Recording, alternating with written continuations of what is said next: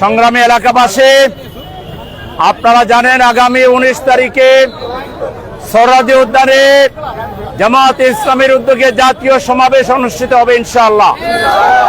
জামায়াতে ইসলামী এই পরিবর্তনে জুলাই বিপ্লবে ঐতিহাসিক ভূমিকা পালন করেছিল। তারপরও জামায়াতে ইসলামী জনগণের দুর্ভোগের কথা চিন্তা করে আমাদের নেতা এটিএম আজহারুল ইসলাম মুক্তি পেলেন, নিবন্ধন ফিরে পেলাম, দাড়িপাল্লা ফিরে পেলাম। তারপরও আমরা কোনো আনন্দ মিছিল করিনি। আমাদের মূল টার্গেট ছিল জনগণের যেন কষ্ট না হয়। আমরা দাবি জানিয়েছিলাম সরকারের কাছে, আপনারা অনতিবিলম্বে পিআর পদ্ধতিতে নির্বাচনের ঘোষণা দেন। আমরা বলেছিলাম লেভেল প্লেইং ফিল্ড তৈরি করেন। আমরা বলেছিলাম সংস্কারকে দ্রুতগামী করেন। আমরা বলেছিলাম বিচারকে দৃশ্যমান করেন। প্রবাসীদের ভোটের অধিকার ফিরিয়ে দেন।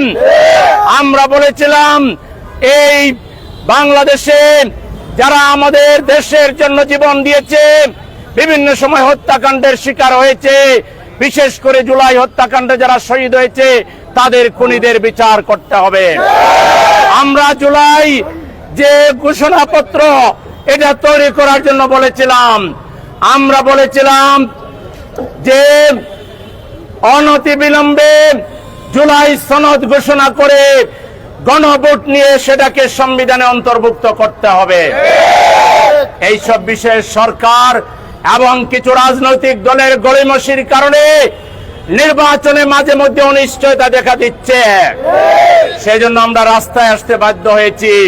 আগামী 19 তারিখে আমরা প্রমাণ করতে চাই জামায়াতে ইসলামীর আমির, জামায়াতে ইসলামী যা বলেছে সেই অনুযায়ী দেশের জনগণ চায় পিআর পদ্ধতিতে নির্বাচন এবং অন্যান্য দাবি জনগণ পছন্দ করে কিনা আগামী 19 তারিখে সোহরাওয়ার্দী উদ্যানে তার প্রমাণ হবে। আমরা দেখিয়ে দিব দেশের বেশিরভাগ জনগণ জামাতের সাথে আছে। সেই প্রোগ্রামকে সফল করার জন্য আমরা মহানগরীবাসীর সহযোগিতা চাই। আমরা আপনাদেরকে দাওয়াত দিচ্ছি 7 দফা দাবির সমর্থনে আপনারা বেরিয়ে আসুন, আমাদের মিছিলে শামিল হন, সোহরাওয়ার্দীর প্রোগ্রামে আপনারা জয়েন করেন।